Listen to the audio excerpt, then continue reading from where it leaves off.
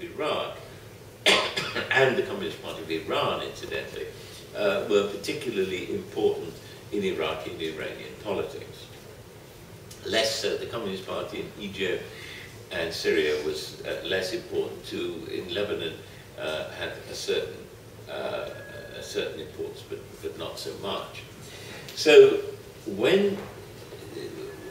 but the revolutions, when they came, in Egypt in 52, in Iraq in 58, and Syria, rather more difficult to pinpoint, but sometime in the early 60s, the revolutions were brought about by coups d'état. In other words, that they were sections within the military took over the state, and for the most part did so with very little resistance. I mean, about 25 people were killed in Iraq in July the 14th and 15th, 1958. And at least 10 of these, you can see it was obvious accidents. These were, and it was certainly not meant to happen. I mean, there were more people who were killed later, but the initial overthrow of the state was not a sort of particularly bloody business. And on the whole, the sort of agendas which the nationalist movement had were widely shared by most of the population. And so what you have is the merging of ideas of social reform, social change, land reform, agricultural redistribution, and so forth, which most people want,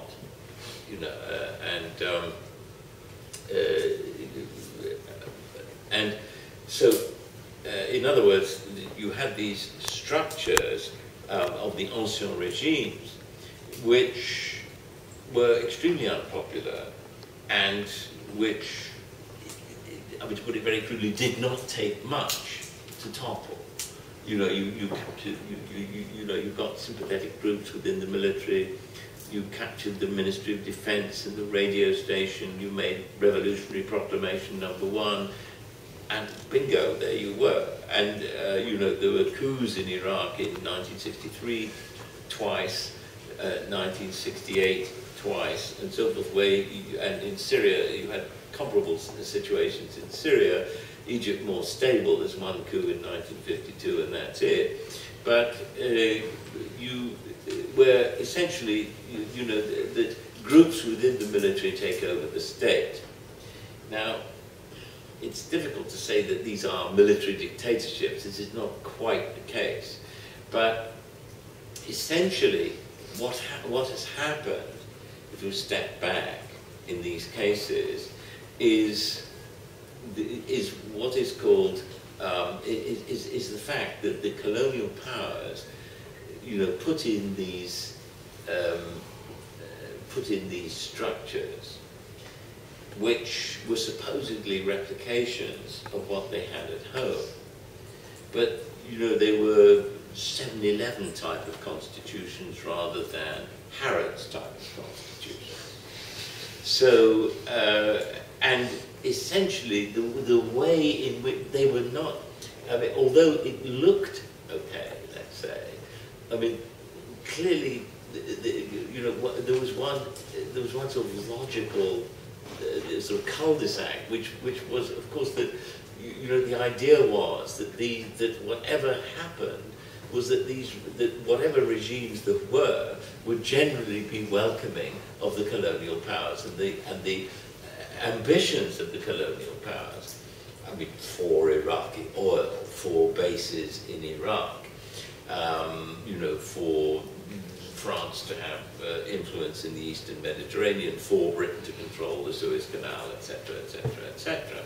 So that although they introduced this sort of representative government, I mean, the one thing that the representative government couldn't do was represent the will of the people to get rid of the occupying power. Right? So, I mean, in other words, that the structures, had that sort of illogicality built into them. I mean, the only thing you can say, I mean, is that, you know, if you did have parliaments, you would have people getting up and saying it's time we got rid of the British, because you couldn't stop them doing that. I mean, at least you couldn't stop them. I mean, you could suspend the French regularly suspended the Syrian constitution and so forth. But this was the kind of stuff that people said every day in the Egyptian and Iraqi parliaments. So, I mean, in other words, you could, the result of these sorts of imposition of these, or the introduction of these democratic institutions was that, you know, increasing political awareness in a generally anti-imperialist, anti-colonial direction. So, I mean, you can see that this was not what they intended, but this is what happened. And gradually, and of course, you had what I've called the sort of permitted political arena. In other words, the sort of where you could say these kinds of things and you could write them, but the sort of objectives that I described with these various extra-parliamentary political parties, these really, you know, this was not possible. So you had the sort of permitted political arena and the sort of illegal, you know, political arena, into which some of the political parties were legalized some of the time, and some were not. And of course, what you have essentially after the war is the communist parties emerging as the major bearers of, you know, genuine social reform movements. But of course, you know, this is the time of the rise of the Cold War, and the United States, which is sitting there waiting to see what is going to happen, realized, as far as the imperial powers were concerned, that it was a question not of if, but when these sort of pro-colonial regimes would fall, and encouraged Arab nationalism, Arab national movements, and the United States and Nasser were quite close at various points. And also, you can see encouraged the Ba'ath Party in its early days in Syria and Iraq. Because whatever else the Ba'ath was, Arab nationalism and pan-Arabism seemed to represent a sort of easier bedfellow, let's say, than communist parties, which were clearly against any form of foreign occupation or influence, and which also had relations of varying degrees of closeness and influence with the Soviet Union. So, essentially what happens over the next few decades in this part of the Arab world, and I've said nothing about, you know, Saudi Arabia and the Gulf and all this sort of stuff, but I'll come on to that in a minute, was the beginning, if you like, well, I mean, it was the coming to power of these anti-West, anti-British and anti-French regimes, which wanted to throw the British and French and their local sympathizers out and take over in their stead. And as in many nationalist situations, we all know what we don't want. Agreeing on what we do want is quite a different business. And if you like, this disagreement on what we actually want is what, you know, eventually leads to the rise of dictatorships in this area. And so what you have by, let's say, the 60s and early 70s is the creation in Egypt, Syria, and Iran of regimes which are essentially, which are supposedly populist, in which there are either fake or few elections, and in which there is a tremendous degree, I mean, and worse and worse and worse as time goes on, of internal repression. Because the object of the regime is to stay in power. Now, to a certain extent, a lot of, I mean, how do they manage to do this? They manage to do this largely because they, either directly in the case of Iraq or indirectly in the case of Egypt and Syria, they can, they are beneficiaries of the oil money. And in other words, when I say directly, of course, Iraq produces the stuff, but Syria and Egypt provided a great deal of sort of skilled personnel for Saudi Arabia, Libya, and the Gulf states, which had, you know, very few educated people because their populations were very small, and so you know, benefited from the explosion in oil prices which took place in the 1970s. Conversely, so with this explosion in oil prices, these states, particularly Iraq, but also to a lesser extent in Egypt and Syria, were able to offer quite attractive, let's say, social programs, you know, educational facilities, social services, health care, and so forth for their populations. And also, these countries, including Algeria and southern Yemen and so forth, adopted, you know, what are called in the trade command economies, where the state is the largest employer and runs factories and so forth. So you have a substantial state sector. I mean, and of course, you have, with land reform, you have the nationalization of part of the agricultural sector, or at least this is what is supposed to happen, but it actually doesn't. And you know, since all these economies are quite underdeveloped anyway, what you have is the expansion of the private sector and the public sector at the same time, which is not what you've got in, let's say, East Germany.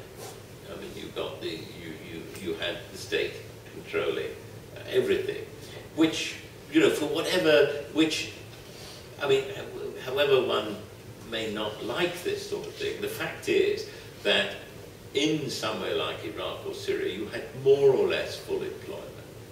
You had subsidized food, subsidized housing, subsidized healthcare, which if you were living in this, you may not have had, political freedom, as you didn't in Eastern Europe, but you weren't starving, and you weren't, you had assured employment and assured income and all the rest of it, which,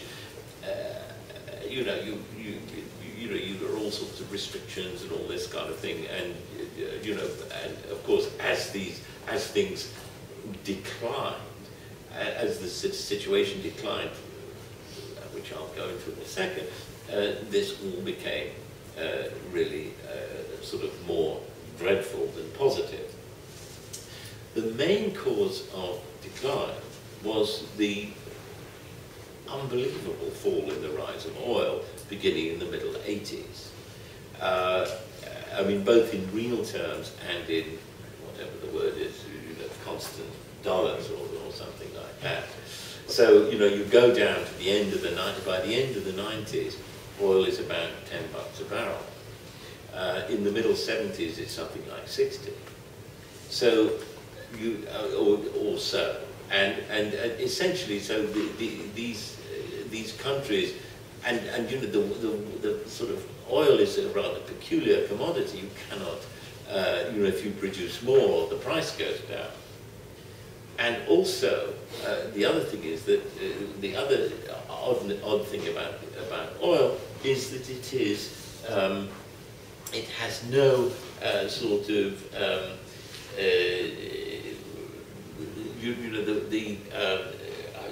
looked for this quote which I rather like. Furthermore, the nature of the oil revenues makes it difficult to distribute them to the population in a way conducive to economic development. The income derived from oil is unrelated to the cost of production and therefore accrues directly to the government. This delinks the productive effort and generation of income in the economy and has significant economic and political ramifications. So in the oil state, what this means is you say, well, you know, no taxation without representation, but it's the other way around. No taxation and no representation either. You see, I mean, not the other way around, but you'll see that, yes, they don't get taxed, but, you know, they're treated, I mean, they have no say in how they're governed, essentially. There are no representative institutions. Now, in the states which had were more economically developed and had these command economies, you had, with the fall in the price of oil, you had two things. First of all, you had the fall in the price of oil, which meant that revenues went down and down and down. And also, with this, you had what was called at the time structural adjustment, particularly in Iraq, and particularly in Syria and Egypt, which meant that the World Bank told them that you could no longer subsidize basic foodstuffs, etc., etc., etc. So what you see, as in Eastern Europe post-1990, is a gradual decline in the standards of living of ordinary people. And of course, you know, as the poor get poorer, the rich get richer. You know, and you have the development of crony capitalism and so forth in the 90s and so forth, and you get the sort of you know, regimes like that of Mubarak and sort of the Assad. So that is a sort of very general sketch of it, of what happens. I mean, so you have you have the rise of the middle class in the 50s, in the 40s, 50s, and 60s, which seeks to have a greater say in government, and which generally supports the overthrow of these sorts of regimes. And then you have these post-revolutionary regimes coming to power and introducing some sort of social programs, but on the whole generating a large degree of discontent gradually as they are no longer able to provide the goodies that they came to power proclaiming that they could.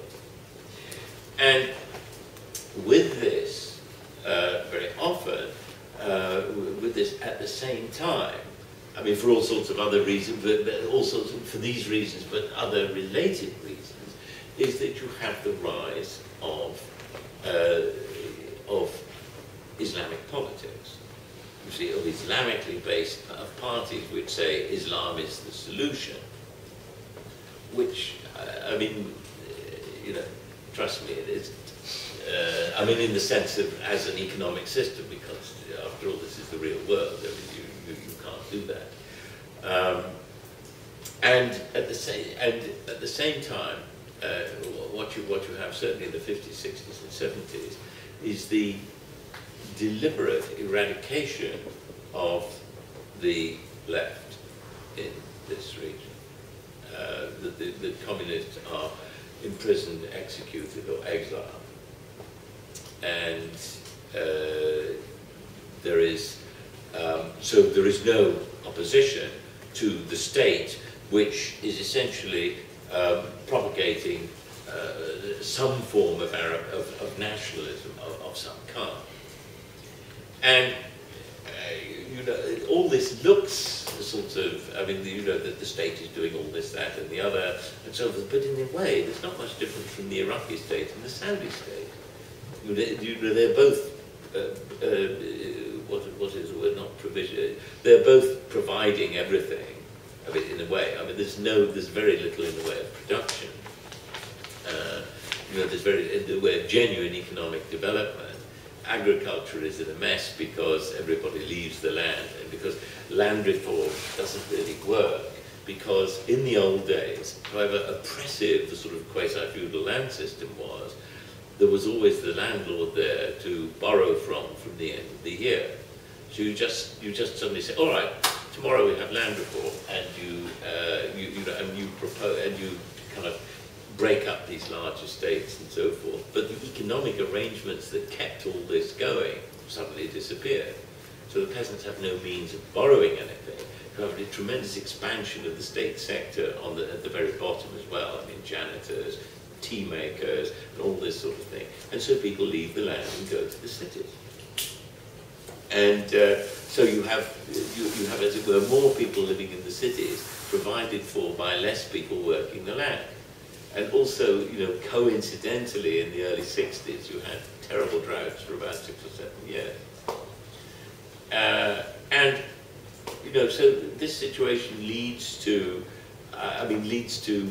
sort of large economic crisis, a sort of endemic economic crisis, which the oil revenues eventually cannot really paper over.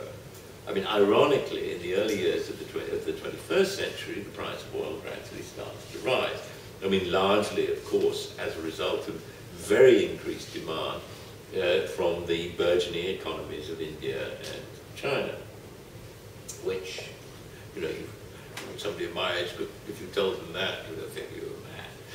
In, let's say, in the 1970s and 80s, I mean, it's just absolutely inconceivable. But then this is what has done it, which makes that nice Mr. Chavez have choices to whom he sells his oil, and so on. And of course, the other thing is that the West has done almost nothing to, as it were, to lessen its own dependence on oil. I mean, it's almost nothing, but almost nothing, yes, in any very serious way. So, all these things added together produce this kind of crisis. Now, the other thing that you have is that, this is the Cold War. It's also, the circumstances of the whole Arab-Israeli question. Essentially, after about 1973, the Israelis have won. There's no question of that. The Israelis are not in any very serious danger of anything dreadful happening to them. The Palestinians are led by charlatans. The Arab states are led by homicidal maniacs of various different kinds, and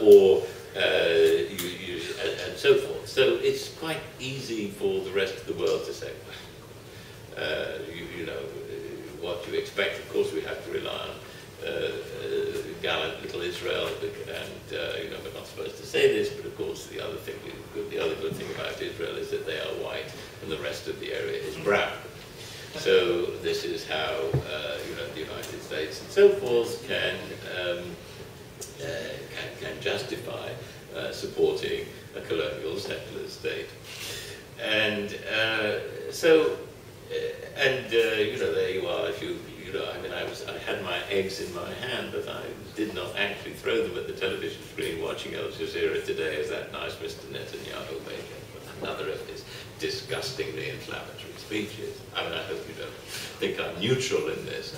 But anyway, so I mean, what you have is this rather odd situation where the United States, which in a sense is built on an ideology of freedom, democratic values, and so forth, in spite of itself, make it very charitable, in spite of itself, ends up by supporting these appalling regimes.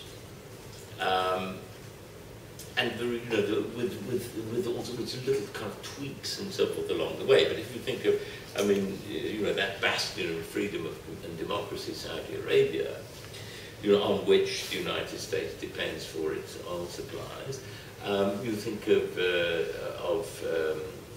let's say, the kindly and paternalistic Moroccan monarchy, and the Shah of Iran. You see, none of these kind of people are people you'd really like to have a drink with.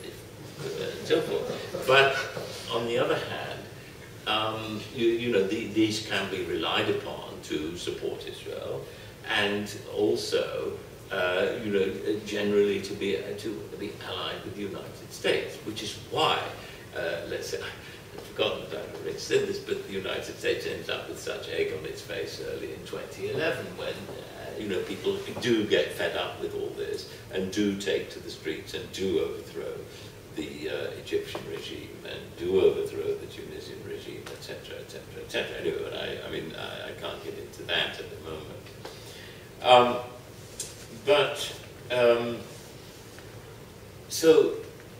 And of course, naturally, by doing this, the United States blackens its reputation among the peoples of this and other parts of non-Europe and non-America. So,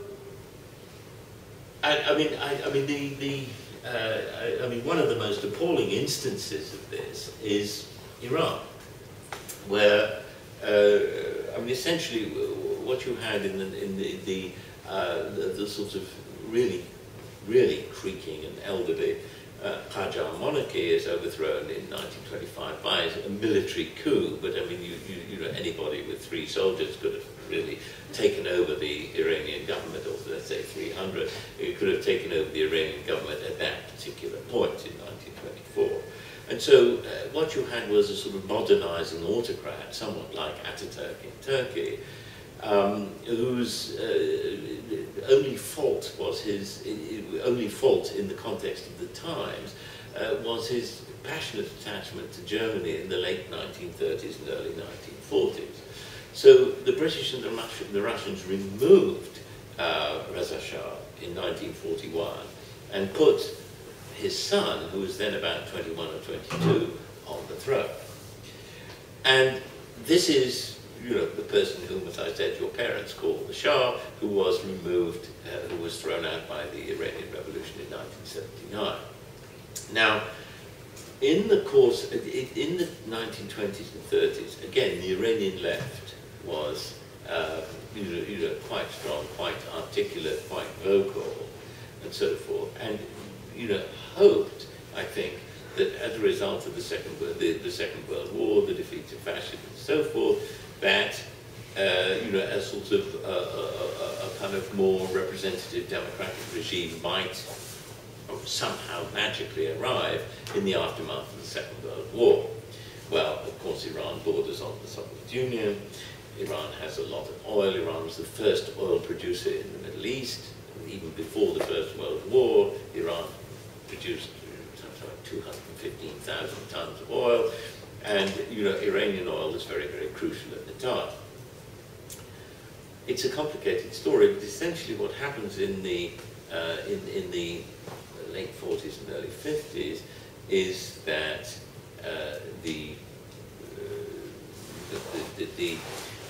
there are various sort of shenanigans with the Soviet Union involving sort of attempts to set up an independent Kurdish state in Iran, the Republic of Mahabad and some sort of Republic of Azerbaijan. But anyway, this is all fizzled out by about 1946.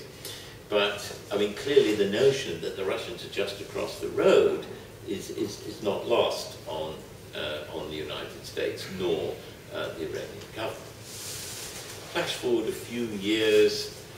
By the early 1950s, even the Saudis had reached a profit-sharing, a 50-50 profit-sharing agreement with Aramco for the oil. In other words, the Saudi oil, which was first discovered, incidentally, in 1938, and really would have developed faster but for the Second World War, but nevertheless was clearly, they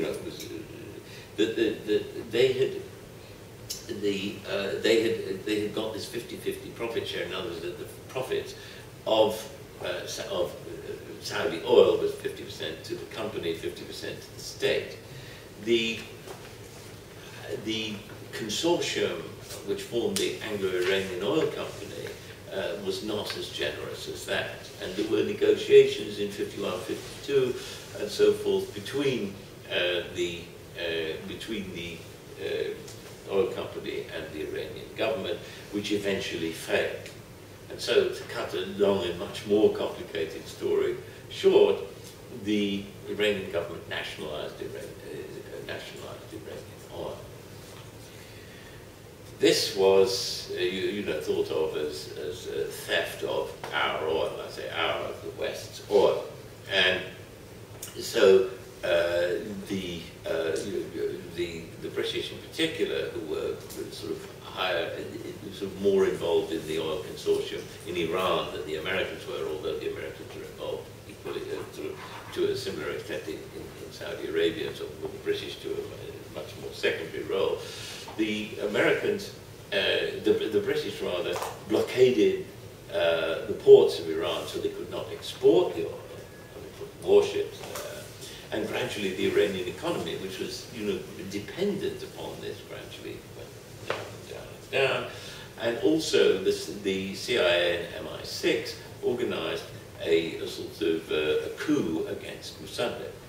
And so in 1953, Mossadegh was overthrown, and the Prime Minister was overthrown and imprisoned. The Shah had sort of run off to Italy, fearing the worst, and the communists were arrested, tortured, and killed, or exiled, and the Shah was given. The Shah, through the 50s, was given enormous amounts of money by the United States, or purchased large numbers, as Iran got richer and richer and richer with the rising oil prices in the 60s and 70s. As Iran got richer and richer and richer, it was a major recipient of either aid or technology. I mean, it doesn't really matter whether they paid for it or not. But anyway, this continues throughout the 60s and 70s. The Shah was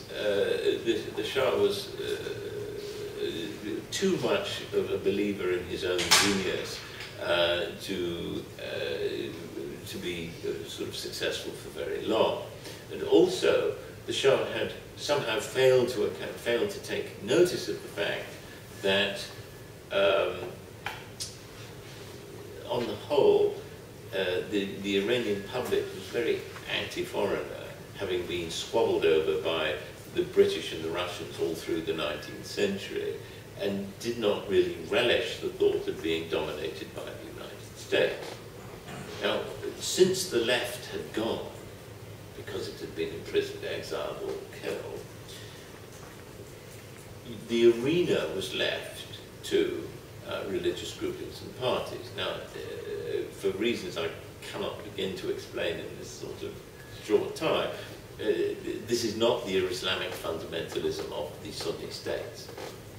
Okay, so this is a special development. This is something to do with Shiism, which has a much more overt political role than Sunni Islam. I mean, Sunni Islam generally does what the state says.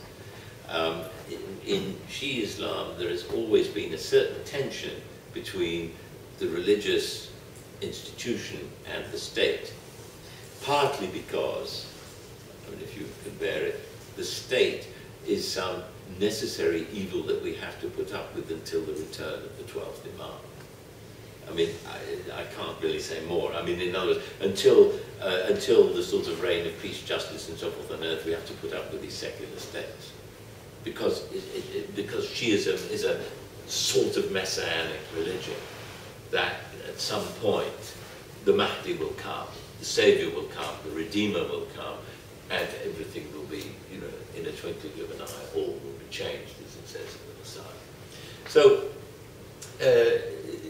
there was, now this tension is at times more theoretical and real. In other words, that the clergy are not perpetually taking on the state all through Iranian history since the 16th century when Shiism was introduced. It's not like that. But on the other hand, the state's endorsement by the clergy is extremely important. And whereas, in the early years of the Shi'i state in the 16th and 17th and early 18th centuries, they were, the Safavids, as the dynasty was called, had, strong religious qualification is not the right word, but authenticity or something like that. I can't really think of the best way of putting it. All the successors to the Safavids, the Zands and the Qajars and so forth, and of course the Pahlavis from 1925 onwards, were not and did not have any kind of religious authority, nor did they pretend to. I mean, unlike, for example, the Sultan of Morocco, even to the present, who is a descendant of the Prophet and, you know, has this sort of religious charisma. The Saudis invented this for themselves by being in control of the holy places, of course, but they are no more descendants of the Prophet than I am, nor do they claim to be, nor do I. So, you know, it's not, you know, I mean, what I'm trying to say is what is important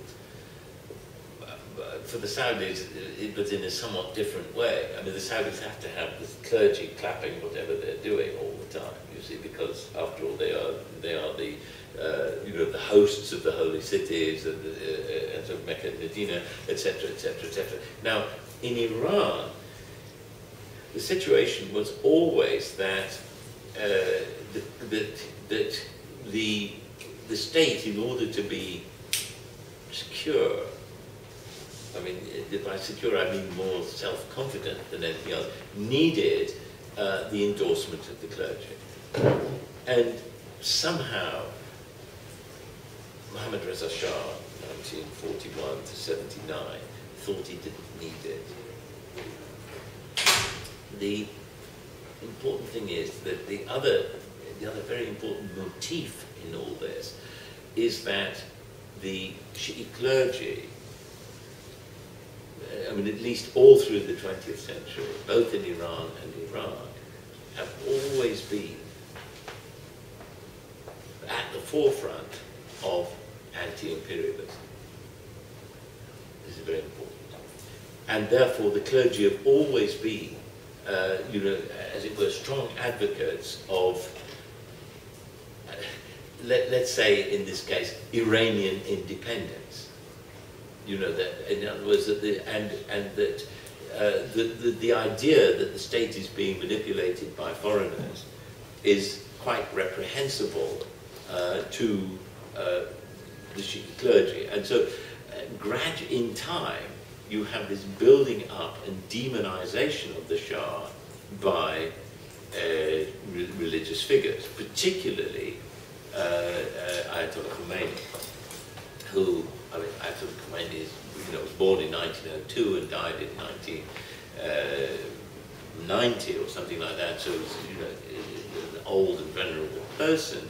I mean, even in the 1970s, Khomeini was expelled from Iran in 1964, went first to Turkey and then to Iraq.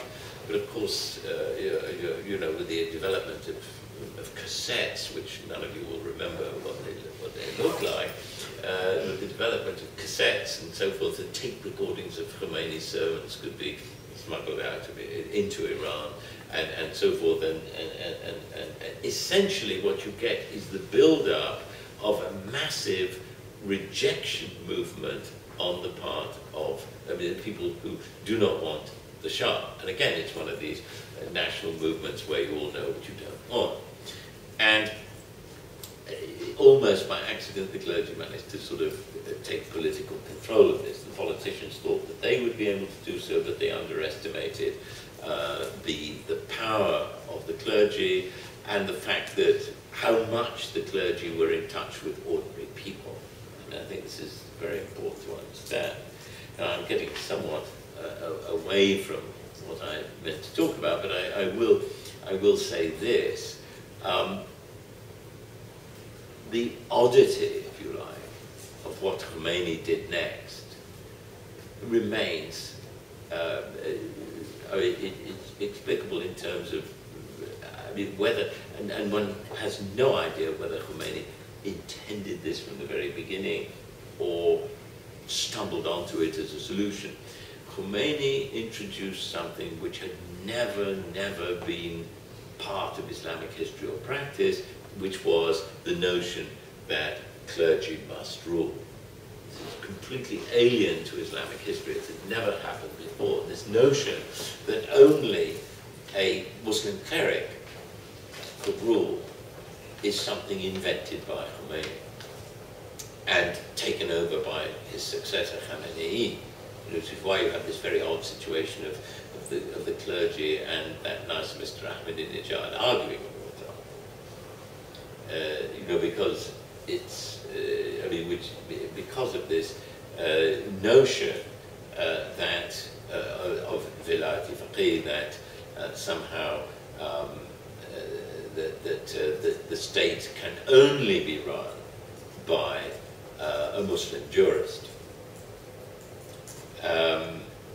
And it's quite interesting that, in spite of the fact that in other places where you have substantial Shi'i populations, like Lebanon or Iraq, on the whole, Fadlallah in Lebanon and Sistani in Iraq, they don't agree with that. And many of the Iranian clergy do not accept this notion.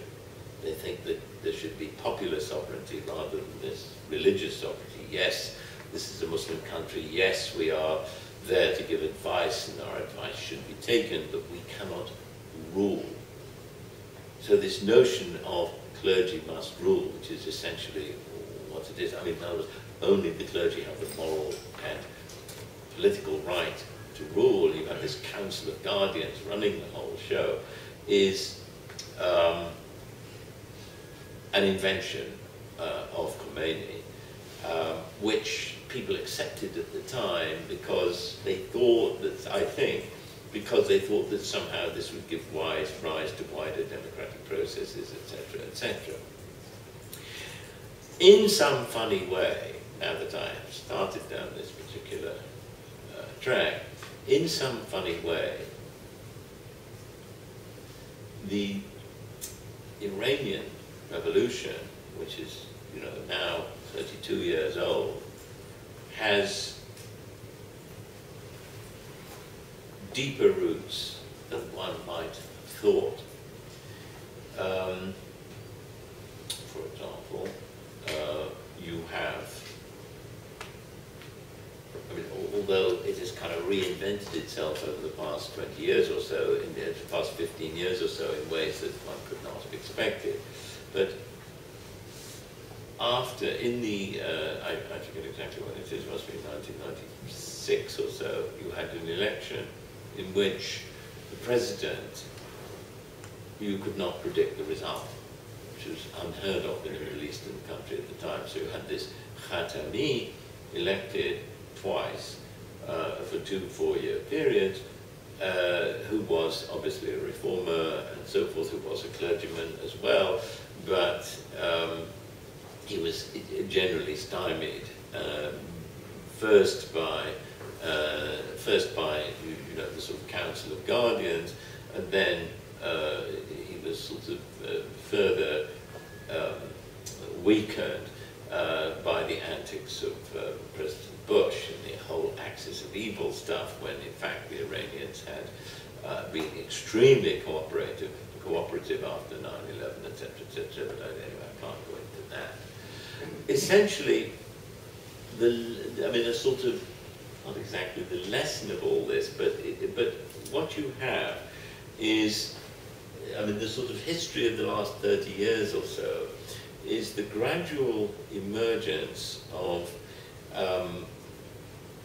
Islamic movements which occupy the moral high ground in certain respects. In situations of dictatorship, oppression, and so forth of various kinds, particularly in the Arab world, and the Islamic movements, I'm leaving Iran aside, the Islamic movements can say, well, these regimes, they are supported by the United States, they are illegitimate, they have no popular sovereignty, they are un-Islamic, etc., etc., etc. And this leads to a situation that when these regimes are overthrown, since the Islamic movements have been around and operating and organized and so forth on the ground, you have in Tunisia and Egypt, where you have elections, that these Muslim parties win the majority of the seats. Whether they would continue to do so in the future, I mean, you and your grandchildren will be able to tell. But at the moment, there is a certain sense in which this is by no means entirely unexpected. So,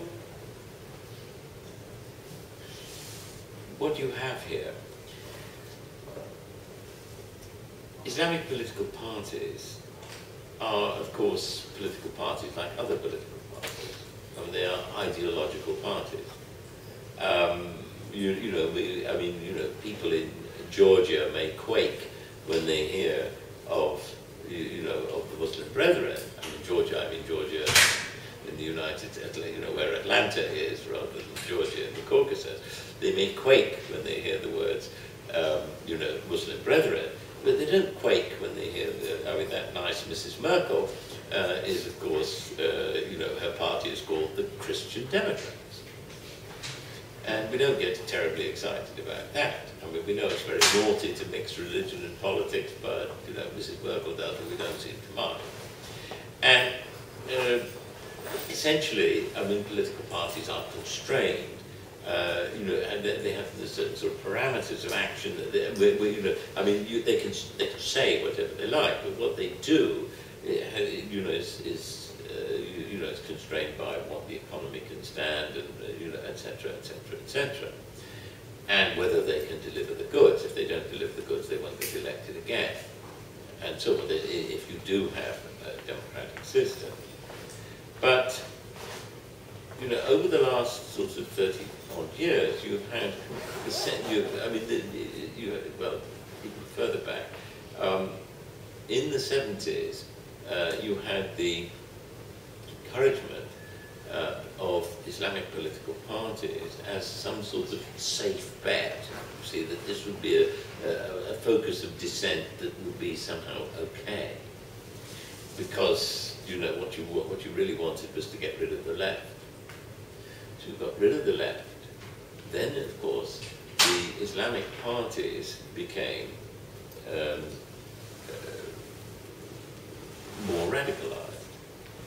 And, and as the Islamic party, I mean, the thing about Islamic parties is that they always strike a certain chord. I mean, they can be, they can make themselves out to be, and are, I mean, part of our heritage, as it were. What we, they are part of us. They are not alien values like liberalism or communism or something like that. I mean, because we Muslims in the Arab world, this is our heritage. So we can think of this as being consonant with our values, in this rather crude way. But in fact, in practice, very often these Islamic movements are as totalitarian as anything else, and which is that you have this rather odd situation of the Americans backing these Muslim groups, Muslim guerrilla groups in Afghanistan against the Russians and the left, and then suddenly finding when the Taliban have won, the Taliban are not exactly in love with the United States either. And so, in a sense, that you have this odd situation all over this area that you've had the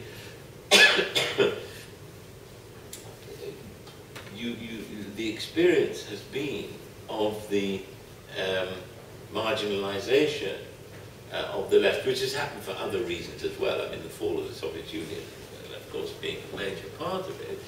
But gradually these sort of Islamic movements have recruited large numbers of people. And of course, So you have the odd situation that the state is first encouraging them and then persecuting them when, for example, you know, these Muslim movements overthrow and kill Sadat, they kill and overthrow Sadat and his regime, and so on. And so you have this, you know, what you seem to have are either these sorts of secular dictatorships or Islamism. So, you know, the choice does not look particularly jolly. It's at this kind of point in the conversation, the monologue rather, that I wish I'd studied Mexico. Because on the whole, it's kind of jollier in some ways. I mean, the future is brighter. But, I mean, I'm afraid I'm not terribly optimistic about the part of the world that I've been studying for a very long time, and which means I'm much happier in the 19th than in the 21st century. But, I mean, this is neither here nor there. But,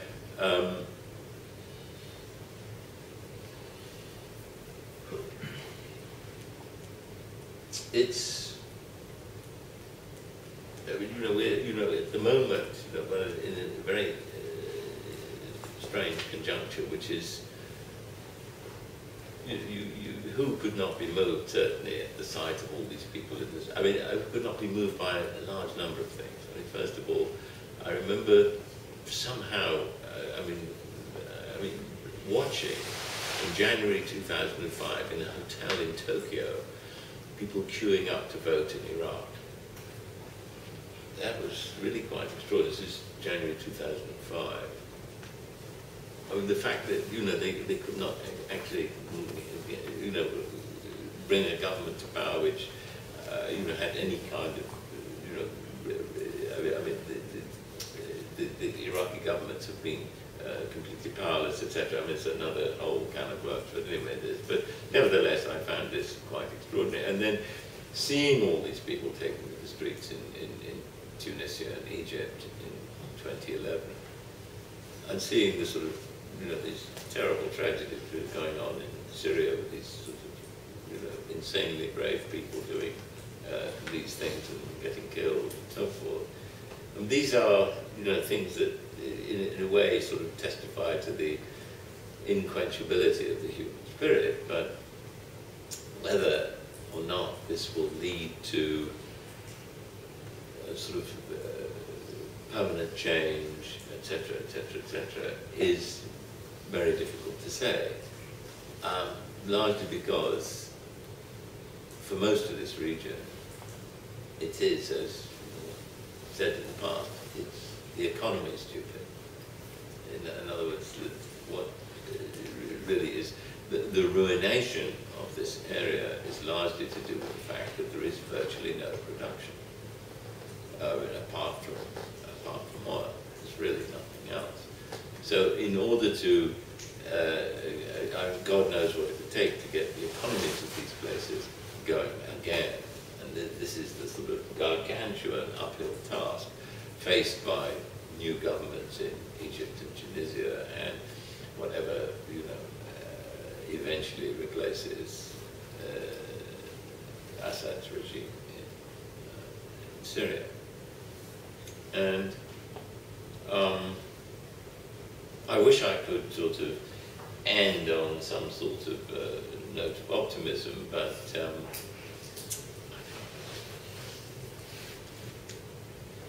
that's probably enough. So